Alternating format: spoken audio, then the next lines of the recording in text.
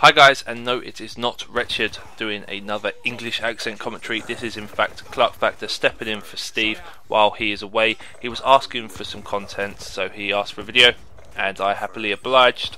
So here it is, and his last video I believe was his English accent video, which everyone found hilarious, where he seemed to mock the English. So what I thought I would bring for you guys today is, if you haven't noticed already, I am from England.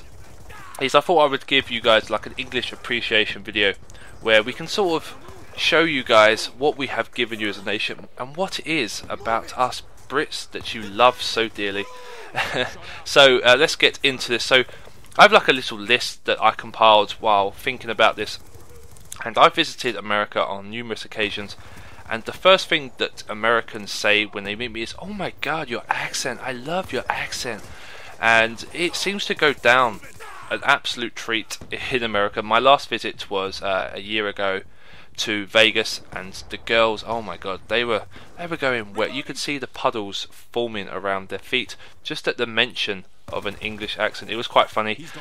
So that for some reason seems to go down well in America. So if you are a virgin and you're British, just head on a plane, go over to America, nearest girl, just talk to them. I'm sure they will do something for you. Now the second thing I've written down is food. Now we get a bit of a bad reputation for food over here, but I don't know why. Fish and chips is bloody delicious, and I think it should be law that if Americans come over to England, they should be made to eat fish and chips. It is delicious, and I'm sure you won't regret it. And the other thing I've written down is tea. I know that Richard made a point of saying that we have tea breaks like 4 or 5 times a day. It's a fair point, it's probably true, but tea is lovely. I'm not too sure why Americans don't drink it. They're all about their coffee.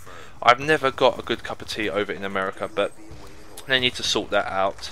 Now, moving on, I have down here the royals. Now, Americans seem to have a little bit of a fascination with our royal family.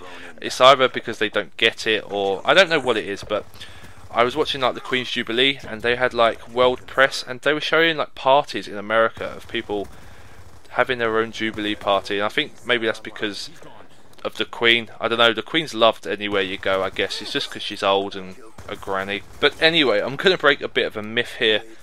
We do not have big red telephone boxes lined on the streets of London. They just don't exist anymore. I went looking for one in London the other day. I couldn't find one. They just don't exist anymore. So please stop with that. But the next thing I had written down is humour, or TV. And I've noticed in recent years that like Americans have their own version of our comedy programs, and they just don't seem to work. I don't know if you guys will agree with that, but The Office, the British version with Ricky Gervais, was one of our greatest TV shows, and I just don't know, the American version, it just doesn't work. I watch it and I'm cringing at how bad it is. I don't know if you guys watch that or enjoy it, but it's nothing really like the British version. And I don't know, there's other shows as well, like I think they've tried to take the In-Betweeners recently, and it's flopped and failed and been cut. Speaking of TV shows that we have given you, I have written down here Simon Cowell. Now, I think a lot of Americans probably dislike him, and that's fair enough. The guy's a bit of a twat.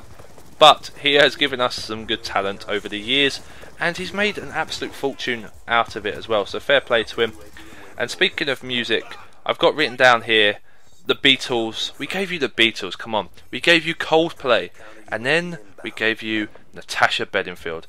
I actually looked up popular English artists in America, and it actually said the Beatles, Coldplay, and Natasha Bedingfield was actually on that list. I'm slightly embarrassed for that, and I apologise for giving you her, but if you want to send her back at any opportunity, you're welcome to. And that pretty much wraps up the list that I had. I hope you guys have appreciated my English appreciation video. If you have, be sure to come over and check out my channel and subscribe. That'd be pretty cool. I think I'm about to break the 700 sub barrier, so if we could smash through that, that'd be amazing. But anyway, give the video a like to help Steve out. I'm sure you'll see him again soon, or maybe not. Maybe he's in my basement. Anyway, peace!